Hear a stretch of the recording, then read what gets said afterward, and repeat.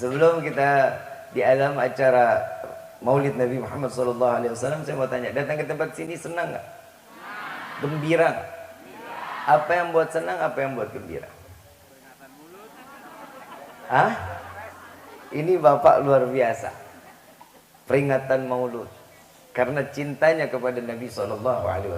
Kalau ibu ditanya karena Habib, PA.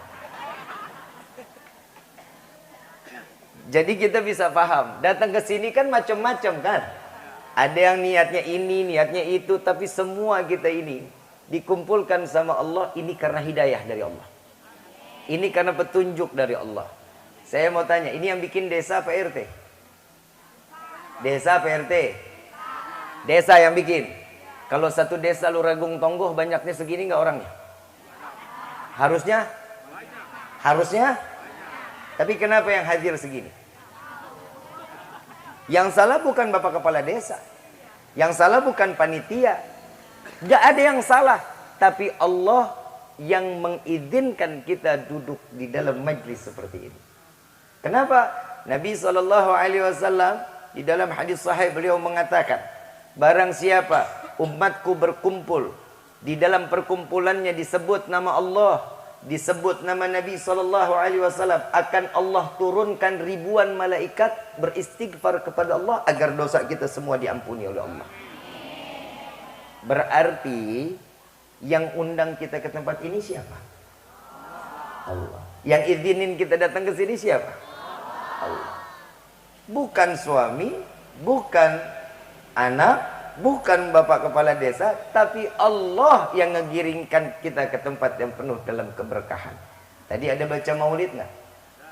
Ada baca maulid. Di dalam kitab Ta'lim Muta'allim, seseorang yang bersolawat, kita nih hamba ini bersolawat kepada Nabi itu berupa doa. Solawatnya malaikat kepada Nabi itu berupa istighfar.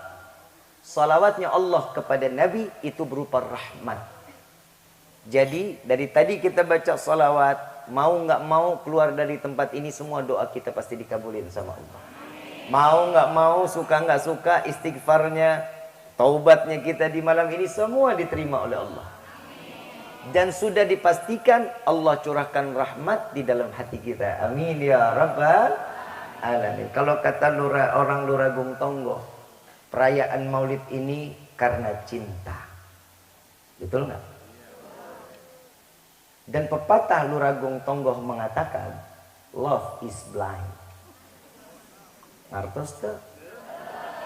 Sarua aing teh. Yang namanya cinta itu membutakan. Cinta adanya di mana? Cinta adanya di mana? Iman adanya di mana? Takwa adanya di mana? Ternyata hati itu di luar atau di dalam? Kalau di luar? Ampla, usus, kan begitu ya? Kenapa Allah memilih cinta itu dititipkannya di dalam hati? Karena cinta itu tidak dapat terlihat, tapi bisanya dirasa. Cinta itu nggak bisa dipegang, tapi bisa dinikmati. Perayaan maulid ini wajib diyakini dan didasarkan dengan hati atau iman. Ibu bapak yang dirahmati oleh Allah, yang namanya cinta adanya di dalam hati. Cinta ini bisa menjadi orang gila, bisa menjadi orang waras. Betul nggak? Setuju ya? Cinta ini tergantung siapa yang membawa. Cinta urusan kepada manusia kadang menutupi syariat. Yang mencintai syariat kepada manusia akan menjadi indah. Betul nggak? Benci adanya di mana? Benci di hati. Berarti tempat berkumpulnya sesuatu baik buruk diri seseorang tergantung dari hati. Paham sampai sini? Kalau udah paham kita tutup nih doanya. Lapan udah paham udah.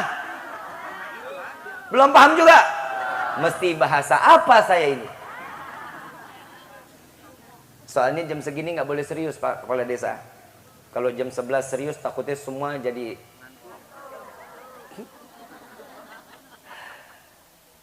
perkumpulan sesuatunya. Kenapa adanya di dalam hati? Dan Nabi SAW dibelah dadanya saat umur 4 tahun.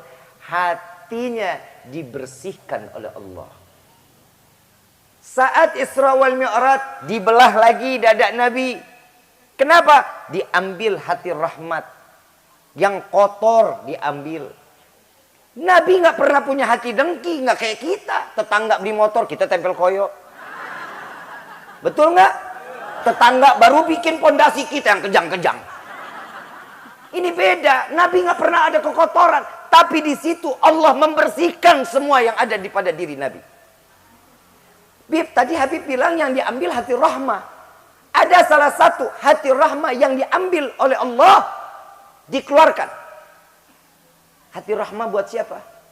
Ternyata buat iblis hati rahmah tersebut tidak diberikan oleh Nabi Muhammad SAW. Tahu iblis? Sahabat? Apa teman karib? Sohib nih, besti ya. Kenapa? Karena kalau hati rahmat yang ditujukan untuk iblis, Nabi masih dititipkan. Nanti di yaumil kiamah, iblis minta syafaat, pasti akan disyafaatkan oleh Rasul SAW. Coba bisa kita kebayang. Iblis minta syafaat, dikasih syafaat. Makanya itu dibersihin tuh. Ya, dikeluarin. Kenapa? Iblis pernah datang kepada Nabi, saya mau bertobat. Iblis mau tobat. Oi. Iblis tobat, lu masih judi salat. Iblis aja udah mau pensiun, lu masih ngisi judi Zeus 100 kali. Tolol.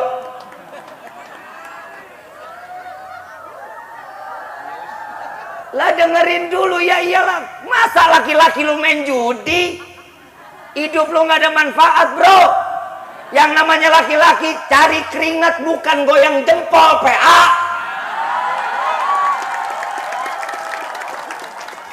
Gak ada judi yang bakal menjanjikan orang kaya blow on, gak ada. Yang namanya judi rusak rumah tangga, ngelantarkan istri dan anak, mengeluarkan sesuatu yang gak baik daripada dirinya. Ya, hati-hati loh.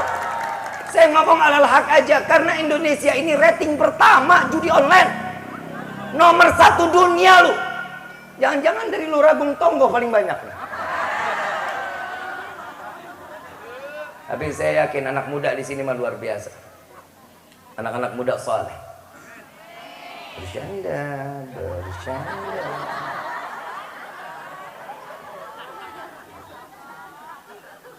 Mudah-mudahan ya anak-anak mudanya dijaga sama Allah ya. Kenapa ada kemaksiatan sih di diri manusia? Kenapa sih ada sesuatu yang dia jalankan dalam kemaksiatan, minum khamar, main judi? Ada apa sih? Kok kita alhamdulillah Allah masih selamatin kita nggak berbuat seperti itu? Bedanya apa? Karena di diri mereka yang ridha bermaksiat kepada Allah, karena di dalam hatinya tidak terletak nama Nabi Muhammad SAW.